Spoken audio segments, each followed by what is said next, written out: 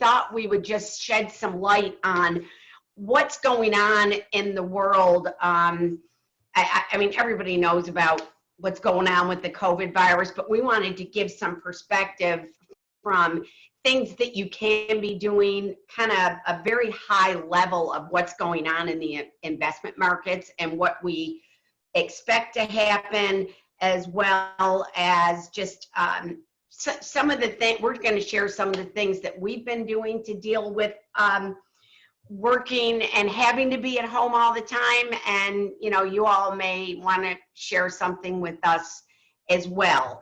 So I am going to start just talking a little bit about giving a summary of where the COVID-19 virus is today. And Kerry and I had a webinar yesterday with Sanjay Gupta, that handsome neurosurgeon from Atlanta that's on CNN.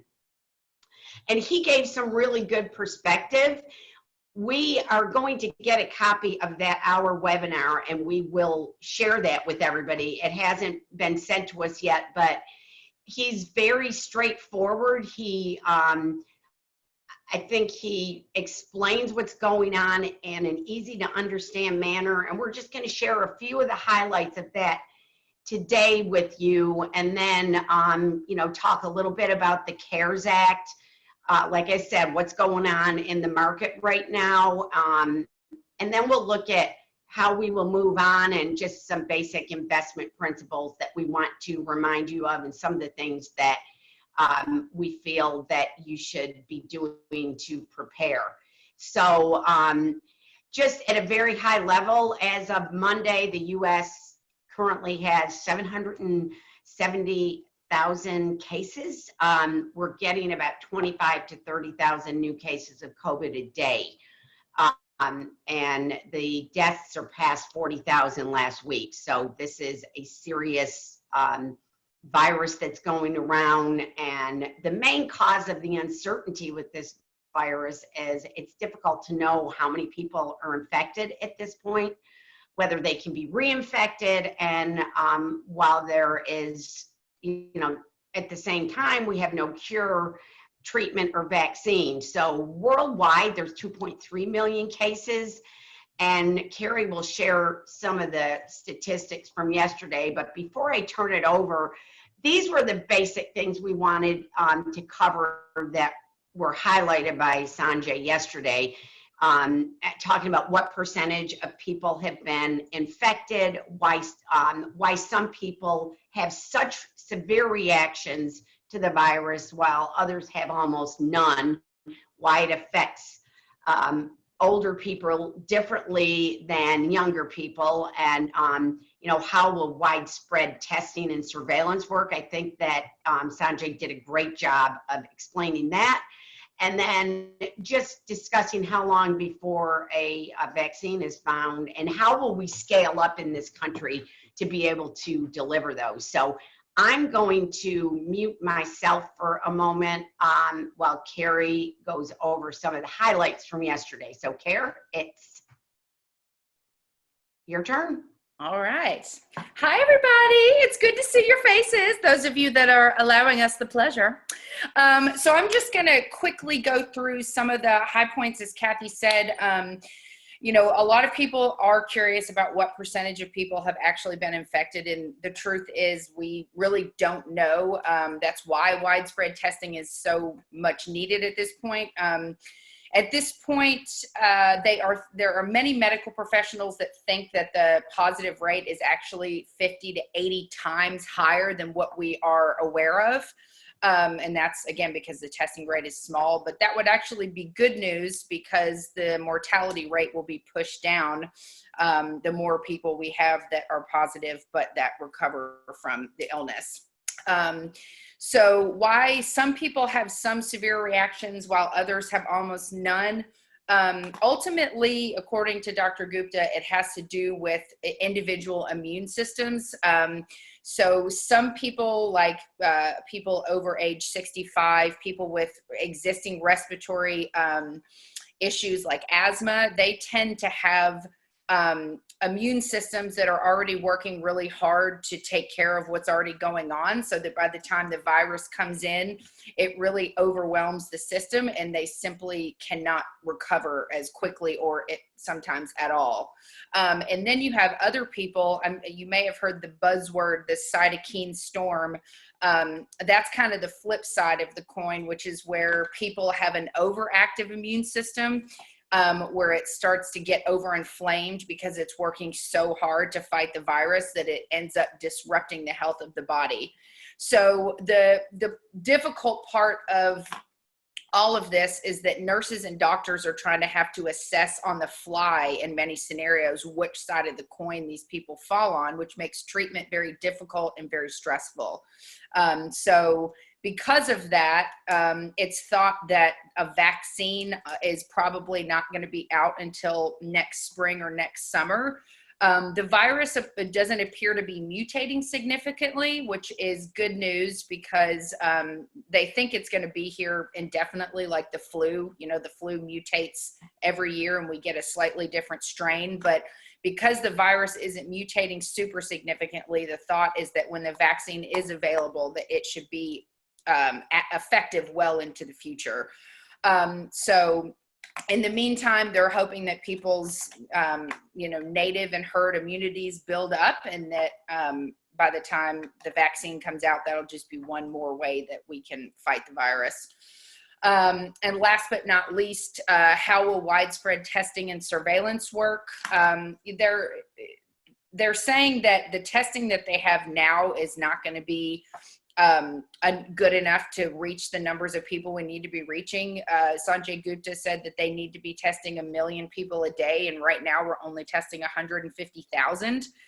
So they're going to have to come up with something that's quick and effective and that you don't have to wait for the results. The comparison he gave is the at-home blood test that diabetics take. So he thinks that it's going to be something that is very prevalent beyond the current coronavirus outbreak, that it's going to affect the way businesses do business going forward, and that they, big companies may just retain testing kits like this going forward, so that people are really going to be cracking down on people working while they're sick, because we've learned a lot about transmissions through this virus and how unprepared we were. So the implication at this point is that that is going to change big time. So until the positive rates are around 10%, or like 1 in 10 people, then that's really the metric they're using for adequate surveillance. So when they are able to do widespread testing, and when those results start hitting that 10% range, from a medical perspective, that's when they say we're, on the other side of this. Yeah, so that is, like I said, we're going to thank you, Carrie. Those were just some of the highlights that we took away yesterday, but it is well worth listening to when we send it out to you guys. So that should be coming. I thought they were going to get it to me today, but we haven't received it yet. So now what is being done in the U.S. right now is, I'm sure everybody is aware of the CARES Act that was passed on March 27th, and that was a $2 trillion stimulus bill that provides $500 billion in company loans, $350 billion in small business aid. It increases the weekly unemployment to $600 a week, and provided a $1,200 stimulus check for individuals earning under a certain point. There are so many different parts of this act. I asked Carrie to just pick a couple that could affect our clients to discuss, but you probably heard the small business loans ran out in like 10 days. The money ran out, and they have a second round that will help small businesses, be able to have their have help with their payroll, rents, and utility bills. So we will keep you all posted on that as we get information. And you could spend a whole hour on the CARES Act, but Carrie, you want to just point out 1 or 2 things that were, that were a part of this act? Yeah, so I've just picked two that have been affecting our clients in particular the most. One of those is that required minimum distributions have been suspended for the year. So some people had already taken theirs in the first quarter, but if you have not, you do not have to take yours this year unless you want and need the income. But for those who were only taking it because they had to, you can now, not have to do that this year while the market is down, which is good. And the other one that affects kind of the younger side of our clientele is that student loan payments on federal direct loans have been suspended. So for people that are on public service loan forgiveness, it's a great opportunity to get 6 of your credits towards the 120 qualifying payments you need to have your loans forgiven tax-free without actually having to make the payment. So I'm helping some people redirect their cash flow to other things. And then for those that are not eligible for PSLF, you can, of course, take advantage of the fact that interest is not accruing and get really aggressive with those higher interest loans and take advantage of this time period. Yeah, that's good. Thank you. So now we're going to move on to what's going on in the market. And I'm going to pull something up and share it with you all very briefly. If I can, let's see here. If you've attended any of my webinars, my quarterly webinars, and by the way, I'm doing one Thursday that's going to go much more detail on what's going on in the market. That will probably be, 30 to 45 minutes just on what happened in the first quarter and the outlook for the future. But I wanted to show you the VIX is a measure of volatility, and it is down to, it was down Monday at 38.15, and as of today, it's gone down to 38.35. It had jumped up to over 80 on March 16th, kind of at the middle of where the market really started dropping quickly. Well, it was actually the week before where it had the big drop. So the last time we saw volatility like this was in 2008, and it only got up into like the high 60s. At that point. So it's been a very weird month to 6 weeks in the market. I'm gonna stop sharing that now. I just wanted you to see that, the wildness going on in the stock market is just due to all the unknowns that are occurring right now. So as of Monday, the S&P was down about 12% for the year. It's retraced its loss pretty incredibly quickly. In 18 days, we got back 48% of the losses that had occurred. That's significantly lower than the average time period to recover. It's 5 to 6 months. So it's uncertain. The market seems to be recovering, but it may be unsustainably fast. So I think that people should expect that there is still going to be a lot of volatility in the market, and you're going to see these ebbs and flows. But the good thing is we build portfolios for our clients with that in mind. We can't stop the market from going up or down, but we can, have systems in place to minimize that, within the comfort level of each of our individual clients. That's, really based on personal risk tolerance. So the right now, less than 30% of the S&P 500 stocks are trading above their 200-day moving average. All that indicates is the market is not broadly recovering. I don't know if people are aware of this, but there is about 40% of the workforce is considered essential workers. So there's about 40% of people that are continuing to work as always. We're included. Financial services is considered vital, and vital services as our healthcare and insurance and banking, and some retail, groceries, trucking, what it takes to get the goods and services to people. So that is, until we can get people back to work, the earnings, corporate earnings are going to be down. And although I have full faith that this will turn around, it's, it is not likely to happen in 4 to 6 weeks. So those are the expectations that we're trying to set up with all of you as our clients, that, there's currently 22 million unemployment claims, and we'll likely see, it's predicted we're going to see 20% unemployment for April. But according to the Wall Street Journal, they feel like the unemployment claims have peaked. So people that had to be furloughed or stop working, it's already happened. So now it's just going to be, how do we start moving people back into the workforce in a way that makes sense, and that we can continue protecting people from the disease, but also not completely, shutting off the economy.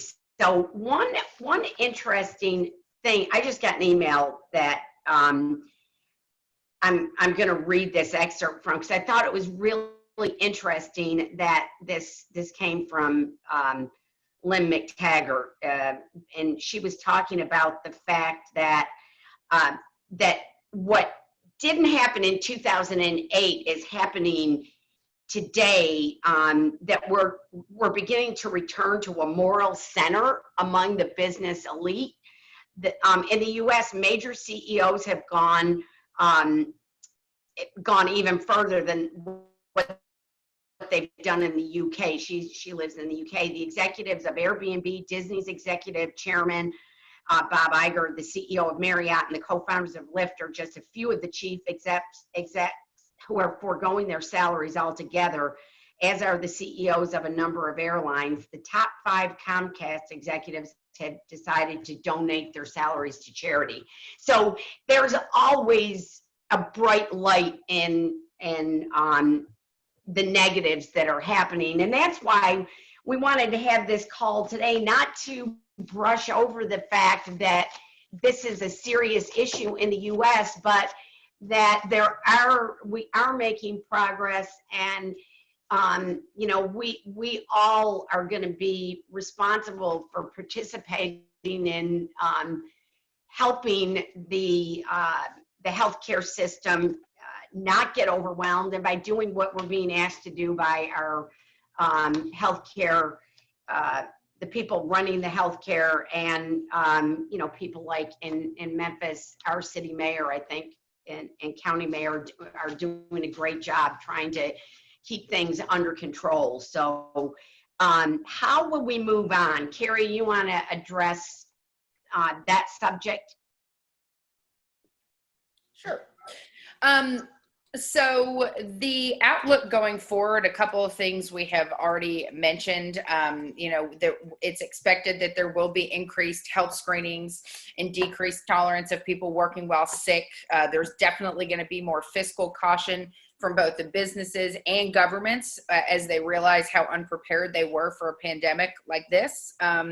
There's going to have to be a significant amount of time and resources invested in changing the way that this country handled this, and I'm sure other countries around the world, but going forward, they're just going to have to invest in a lot of resources to help prevent something like this going forward. And I think another one of the biggest ones is going to be increased cautious behavior from individuals regarding both financial decisions and social interactions. Obviously, travel is going to be impacted significantly. Some airlines have already proposed new seating structures. I think it was United who released an image where they had plastic cones around the seats and had the middle seat turned around.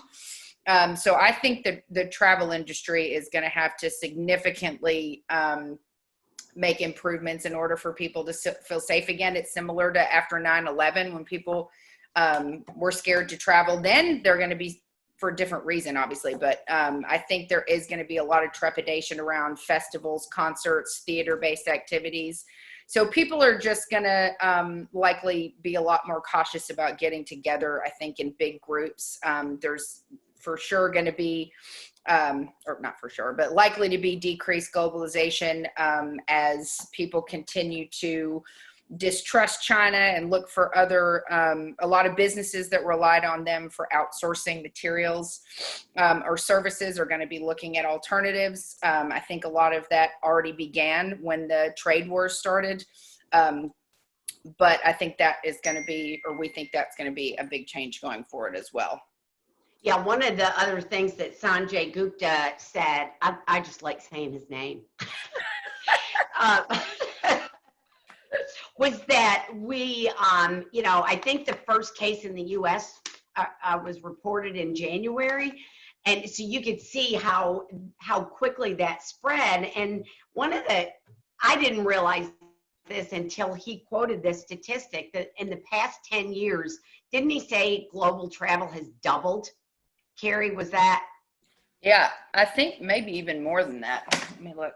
It was a large number. So anyways, it's not surprising. And, this after 9/11 happened, things eventually got back to normal, but it takes a while because this is a traumatic experience for people to go through. It's something that, my mom's going to be 89 and she's never been through anything like this. So from our children to our parents that, were born in the early 30s and before, most people have never experienced this type of an event. So with that in mind, though, let's talk about and just highlight some tried and true investment principles. And I have to say that, I think our clients have been great and really have not overly panicked, but I just want to remind everybody that investors should stay invested. People that cash out often miss the market's best day. And if we have a portfolio set up to meet your risk tolerance and have the income that you need to be able to withstand periods like this, there really isn't a need to go 100% to cash is what I'm talking about. And for investors who remained invested over the previous 15 years, earned an average rate of return in the stock market. Now, not everybody has 100%. Most of our clients don't have 100% in the stock market, but if you stayed invested, you earned 9% versus if you missed the 10 best days, you only averaged a little bit over 4%. So panicking and making rash short-term decisions can have a very large long-term impact. So staying the course and paying attention to what your long-term goals are and what you're trying to accomplish with the money rather than what's happening today it is our main message. It's always been that way. I've been doing this for 30 years. Kerry's been working in our industry for 10 years, and she's probably heard me say that her whole life. If you cash out, you lock in your losses. So the idea is to buy low, sell high, not the opposite. So this actually offers some opportunities when the market goes down like this to employ some sound financial planning principles. And although it seems scary, this can be a great opportunity to move. If you have cash that is on the sidelines, now might be a good time to fund your retirement plans if you're still working, your IRAs or your Roth IRAs. If you have extra money in cash that is more than you need for your, as a cushion for an emergency type fund, you might consider the market's trading still down, between 18 and 30%, or maybe if we take this week into consideration, maybe between 15 and 35%, depending on which sector of the market you're looking at. It's a great opportunity to buy low, and at a time when most people, that's the last thing that they want to do, but it makes sense when something's on sale. That's a good time to buy. You'd have to see if that's right for you personally, but it's an opportunity that we really haven't seen in 10 years on this kind of drop. So for some people, it might be tax loss harvesting. Are there any positions that could be sold and take a capital loss to offset certain capital gains? That, again, is not an across the board recommendation. It's just something that we've looked at for certain clients when it makes sense. So there are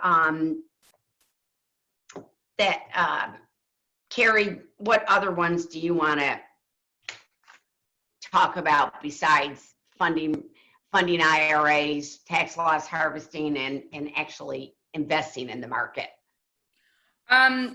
Well, those are all good ones. Another good one to do right now is Roth conversions. If you've been considering doing that with the market being down, it's a great time to convert more shares while the prices are low. So again, this is not a blanket recommendation for everybody, but certainly people that have rolled over maybe smaller accounts from old retirement plans that are in the traditional side and want to start building up Roth monies, it's a good opportunity. Doing a backdoor Roth strategy, which is also a type of conversion, but it's a great time to do that. And then are we gonna circle back to the legal side? Yeah. Okay. Yeah.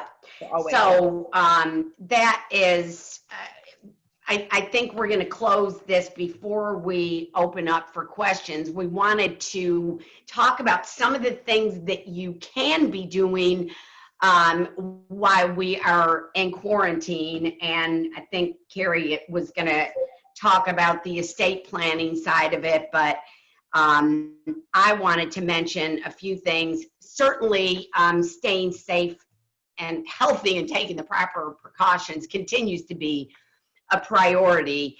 But I think that people should create a plan of action or a COVID kit, so to speak, for your family and yourself should something happen. You should have a list of emergency contacts that, somebody knows where it is, for yourself, for your kids. Everybody should have a healthcare power of attorney. If you haven't done that already, it's imperative. And whether you have kids that are, 18 years old or, talking to your brothers and sisters, make sure that that somebody can make healthcare decisions and that what people want in the case that they do get ill. We're not being morbid here. This is just something that people don't prepare for, and then when something does happen, they're caught up in the air. So if there's ever a good time to have a conversation, it's now. And I'm going to share my screen again because here's something that you don't even have to go to an attorney for.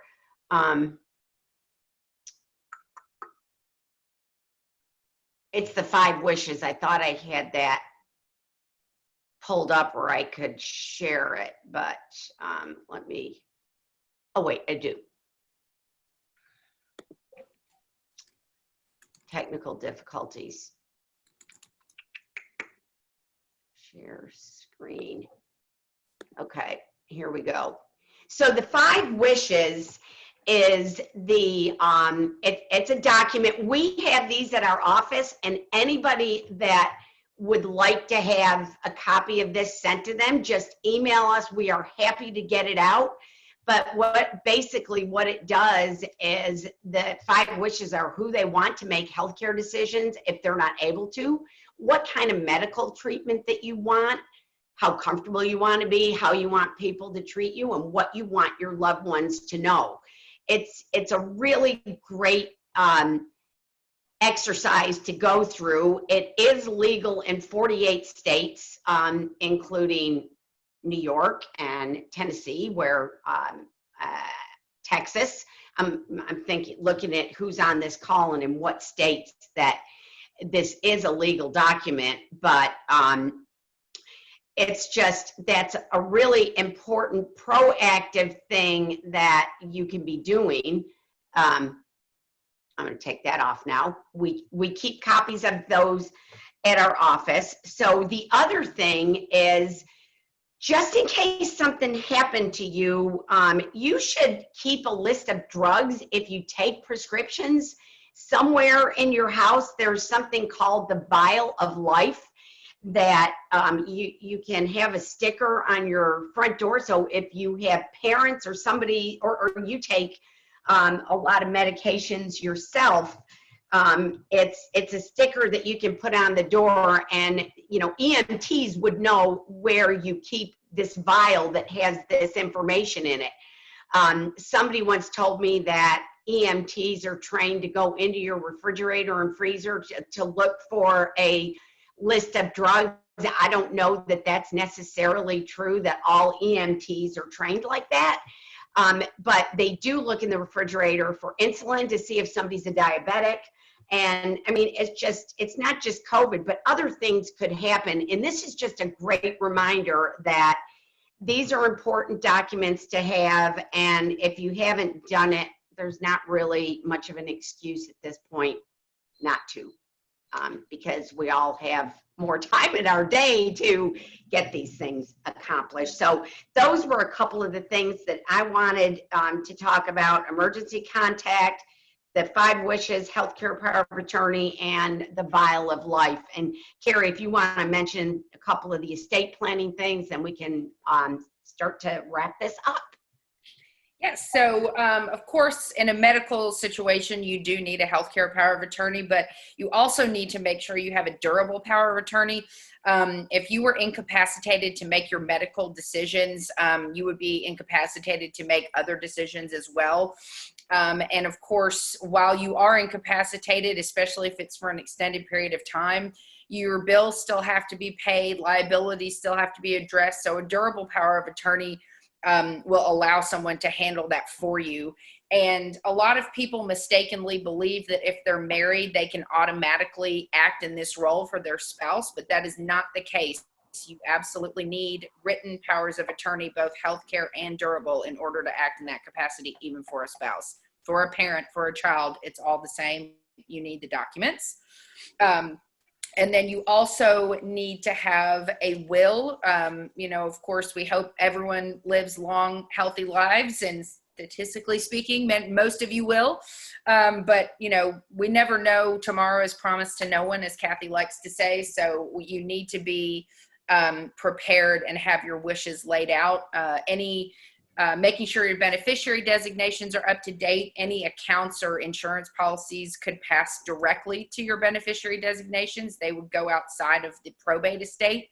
But any specific bequests, anything you wanted to leave on the personal property side, a life estate for a spouse on a house, etc., that's beyond the scope of what we're going to talk about today. But the It's just important that you have these basic documents and that you don't wait for a worst case scenario to happen before you address them, because it just makes a stressful situation that much worse.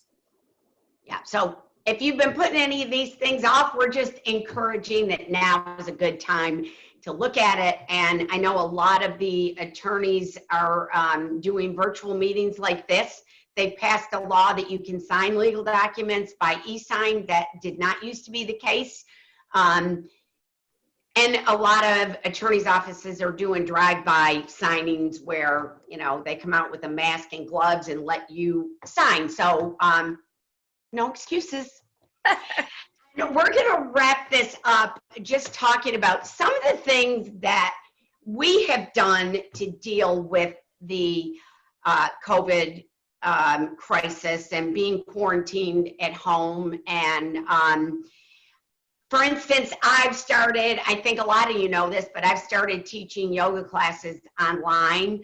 I do them on Facebook Live. That makes sure that I get up and moving. They're 30-minute classes. I've had people from all over the country join in. It's been good for me. I think it's been good for other people to take a break away from their home desk to participate. I have a Facebook page, Catfish Yoga. So if you want to check it out, I don't know, I don't have a regular schedule, but I try to do it, you know, 4 or 5 times a week for my own sanity. And I'm having a bingo game tonight with about 20 people from around the country. There is My Free Bingo. If you Google that, it's, you know, you can get up to 30 cards for free. And I paid $10 for 100 cards because I plan on having a few bingo games. I've been playing gin rummy. And last night, my husband bought us some YouTube dance lessons. We were swing dancing in our living room last night. So there's a lot to be done. I've taken up, I ordered a box of, look at all these colors. These are markers. And I've been doing this Zen doodle thing that my sister had us doing at the yoga retreat, but you make these little geometric signs and then you color them in. I'm still working on mine. That's my little self-portrait.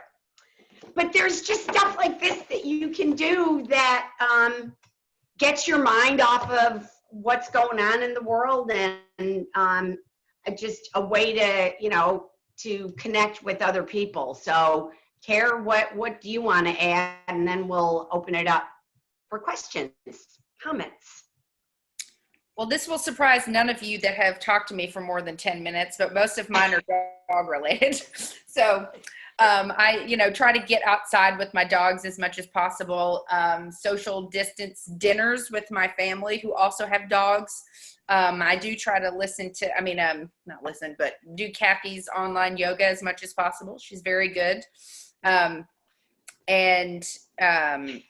else? And then just rewatching old TV shows that have brought me comfort in the past. For me, kind of watching those shows kind of feels like having extra family around. So I just like to watch those in the background, even if I'm not paying attention. And there's a lot of good content out right now. So if you want any recommendations, Kathy and I can both hook you up with some good stuff. Yeah. So we covered a lot kind of at a high level, but we really just wanted the opportunity to connect with all of you and see what other questions or concerns that you have right now. We're trying to keep everybody up to date with the emails and the newsletters that we send out, but there's nothing like having the one-on-one contact, and I know we're all missing that. They say things are going to change. You know, I'm a big hugger, and it looks like we won't be shaking hands as much, but the namaste is a nice way to greet people as well. So I'm going to unmute, and if you would like to make a comment or have a question, you can turn your camera on or not. But the floor is open, so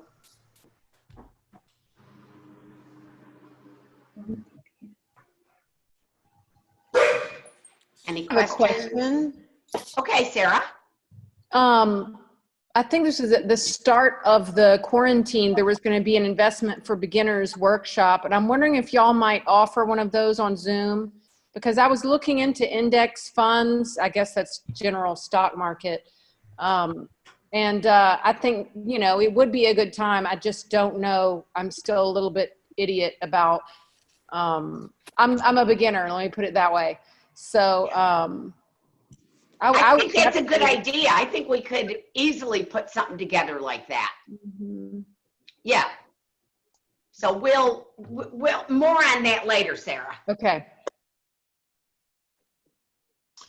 Kathy, this is Barney. Can you hear me okay? I can. Okay, a comment and then a question. You know, the scientists are also working on therapeutics similar to Theraflu that can help mitigate, you know, the severity of a episode. And there's at least one long-term project for a cure for coronaviruses. I've forgotten which university, but they've been working on a cure, meaning that you get it and you get a shot and you're cured. So, you know, there's other things going on. We can keep our fingers crossed about that. Absolutely. Okay, my question is this. Is the government simply printing money, or are they selling treasury bonds to fund this gigantic stimulus? Yeah. I don't know that I can answer that question. You know, honestly, we are at the, I'll tell you what I have about what that has done to the, it's at the Federal Reserve's balance sheet has been expanded to $9.3 trillion, nearly double the previous record. So this, the 2020 deficit has been expanded from 1.1 trillion to around 2.7. I guess the bottom line for that, when we have debt to GDP this high, it could result in an economic slowdown. So, I mean, basically, I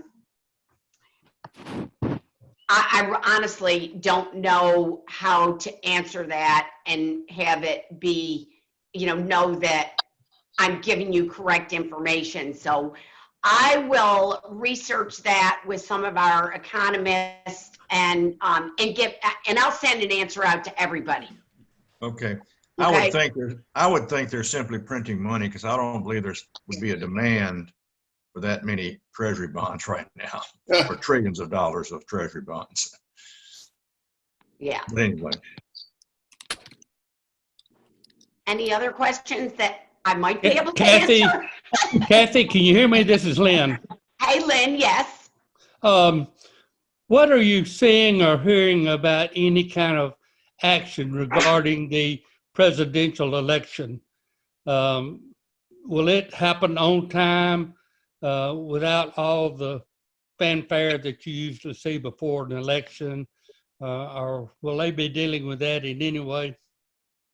Well, I think that we're going to be hearing more about that, whether or not it's going to be a write-in election. I mean, I think we're just going to have to watch that unfold. I can't imagine that we would not have an election. I think they're going to figure out a way to make this work. But again, I don't have specific information on that at this point to share.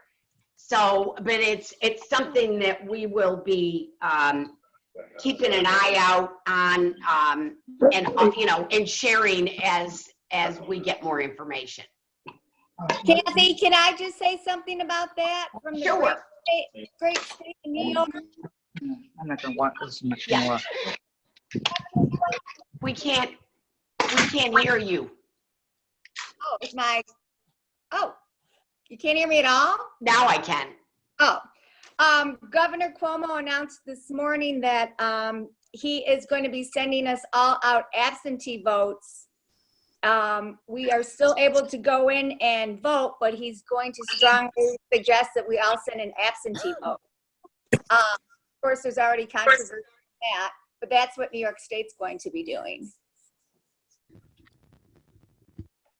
Yeah, and I wouldn't be surprised if that is not what is encouraged across the board, but I think we're going to have to look and see how it's being handled on a state-by-state basis as well.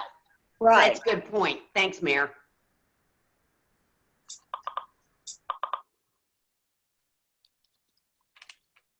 Anybody else have anything to share that they've been doing to get through this quarantine time?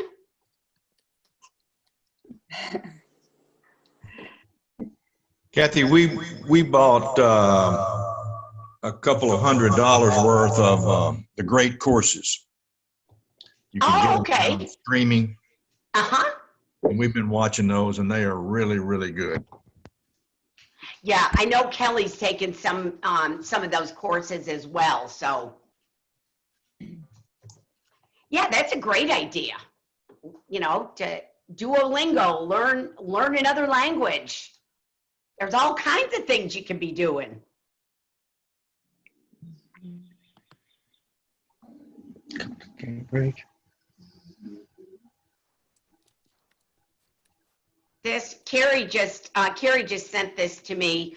Mail-in balloting, which is used almost exclusively in several states, such as Washington and Colorado, would give voters a chance to vote without having to show up at the polls. It would ensure fewer people would be disenfranchised, and importantly, it would provide a good argument against an attempt to try to postpone voting in November. So Congress has the power to pass such a law. And so you know, as I said, I just can't imagine there would not be an uproar if they tried to stop the election from happening in the fall. That's my opinion. I agree. Does anyone have their dogs or cats close by that they would like to hold up to the camera? I would like to get everybody's pet. Yeah, here we go. Yay! King, let me see. All right, here's Annie. That's our personal trainer. Can you, Oh, hi, Annie. Relax on the chair. I love it. I think y'all put her to sleep. Oh, look. Oh, and Nora, you got your kitty cat. Oh, look. No, I got it. Okay. This is Nala. Hi, Nala. And Annie. Perfect Annie.